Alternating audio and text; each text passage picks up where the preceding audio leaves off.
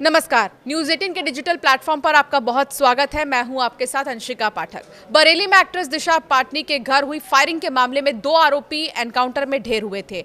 आरोपियों की पहचान रविंदर उर्फ कल्लू और अरुण के तौर पर हुई। अब इस केस में एक और नया खुलासा हुआ है। जानकारी के मुताबिक दिशा पाटनी के घर फायरिंग करने गोल्डी बराड़ गैंग के कुल 5 शूटर गए थे। बाकी की तलाश अब जारी है। 2 का तो एनकाउंटर हो गया, लेकिन बाकी 3 कहां है, ये सवाल बरकरार है। जांच में यह पता चला है कि विदेश में बैठे गोल्डी बराड़ और रोहित गोदारा ने अपने हैंडलर के जरिए बरेली में 5 शूटर भेजे थे। 5 शूटर भेजकर प्लान उनका जो तैयार किया गया था वो था दहशत फैलाने का। बेसिकली पूरी तरह से दहशत फैलाने का प्लान था। 11 सितंबर को 5 शूटर बरेली पहुंचे। ये सभी बरेली के पंजाब होटल में रुके हुए थे। बरेली पहुंचते ही एक शूटर की तबीयत खराब हुई, वो वापस लौट गया। 11 सितंबर को ब्लैक रंग की स्प्लेंडर बाइक और सफेद रंग की अपाचे बाइक पर बैठकर कुल 4 शूटर दिशा पाटनी के घर पहुंचे थे और रेकी उन्होंने की थी। स्प्लेंडर बाइक पर नकुल और विजय नाम के शूटर बैठे थे। अपाचे बाइक पर एनकाउंटर में अरुण और रविंदर बैठे थे, जो एनकाउंटर में मारे गए हैं। 12 सितंबर को भी कुल 4 शूटर दिशा के घर पर पहुंचे थे। फायरिंग रविंदर ने ही की थी। शूटरों को ट्रैक करने के लिए 2.5 हजार से भी ज़्यादा सीसीटीवी फुटेजेस खंगाले गए हैं अब तक। इतना ही नहीं, बता दें कि 9 सितंबर को फायरिंग से पहले नकुल, विजय, अरुण और एक अन्य शूटर पेट्रोल पंप पर सीसीटीवी कैमरे में कैद भी हुए हैं। ये पूरा मामला हाई प्रोफाइल भी था और ऊपर से खुद मुख्यमंत्री योगी आदित्यनाथ ने घटना का संज्ञान लेते हुए तत्काल खुलासे और कार्रवाई के निर्देश दिए थे। इसीलिए पुलिस लगातार दिन रात एक कर जांच में जुटी हुई थी। 2000 से ज्यादा सीसीटीवी फुटेजेस खंगालना ये अपने आप में बहुत बड़ी बात है कि एनी हाउ वो चाहते हैं कि शूटरों का पता चले कि आखिर ये शूटर कौन थे, दहशत इन्हें क्यों फैलाना था। ऐसे कई तमाम सवाल जो है खड़े हो रहे हैं।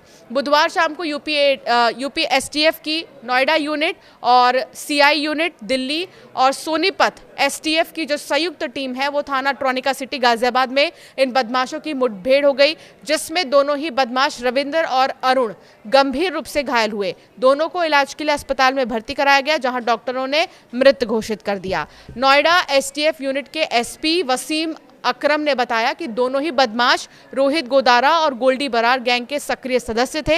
रविंदर पहले भी कई घटनाओं में शामिल रहा है। इसके पास से मौके से ग्लॉक और जिगाना पिस्टल के साथ साथ भारी संख्या में कारतूस बरामद हुआ है।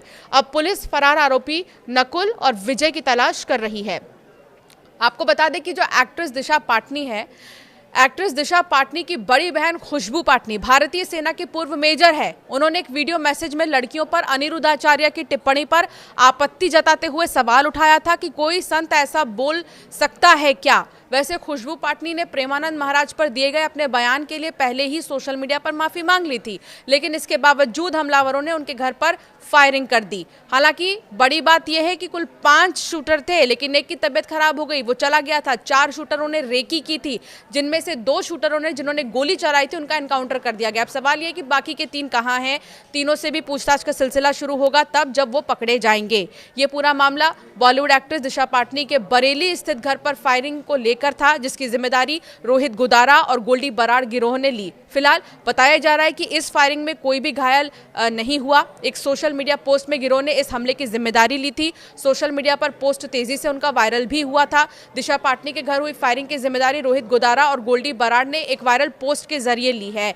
उन्होंने आरोप लगाते हुए लिखा कि ये फायरिंग संत प्रेमानंद महाराज जी के प्रति अनादर के जवाब में किया गया था। पोस्ट में लिखा है कि मैं वीरेंद्र चरण महेंद्र शरण भाइयों, आज खुशबू पाटनी दिशा पाटनी के घर number 40 civil line Bareilly Uttar Pradesh पर जो फायरिंग हुई है वो हम ही ने कराई है। उन्होंने हमारे पूज्य संतों प्रेमानंद जी महाराज और अनिरुद्ध आचार्य जी महाराज का अपमान किया। उन्होंने हमारे सनातन धर्म को नीचा दिखाने की कोशिश की। हमारे देवी देवताओं का अपमान बर्दाश्त नहीं किया जाएगा। ये तो बस एक ट्रेलर था। अगली बार अगर उन्होंने या किसी और ने हमारे धर्म का अनादर किया तो उनके घर में कोई भी जिंदा नहीं बचेगा। ये संदेश सिर्फ उनके लिए नहीं बल्कि फिल्म जगत के सभी कलाकारों और उनसे जुड़े लोगों के लिए है। पोस्ट में आगे लिखा गया था कि भविष्य में जो भी हमारे धर्म और संतों के खिलाफ ऐसा अपमानजनक कृत्य करेगा उसे परिणाम भुगतने के लिए तैयार रहना चाहिए। अपने धर्म की रक्षा करने के लिए हम किसी भी हद तक जाने को तैयार हैं। हम कभी पीछे नहीं हटेंगे। हमारे लिए हमारा धर्म और समाज एक है और इनकी रक्षा हमारा पहला कर्तव्य है। फिलहाल एक्ट्रेस की घर की सिक्योरिटी बढ़ा दी गई है। ये फायरिंग रात में हुई थी। घटना की जानकारी मिलते ही पुलिस और फॉरेंसिक टीम मौके पर पहुंची थी और घर के बाहर के कई जो खाली खोखे हैं वो वहां बरामद किया गया था। फिर पुलिस की तरफ से ये भी बताया गया कि पूरी जांच जो है वो क्राइम ब्रांच को सौंप दी गई है। हालांकि जब मिलकर एक ऑपरेशन चलाया गया तो जिन लोगों ने फायरिंग की थी घर पर उनका एनकाउंटर कर दिया गया है और साथ ही अब बाकियों की तलाश लगातार जारी है। आपका क्या मानना है इस मामले पर, हमें ज़रूर कमेंट कर बताएं।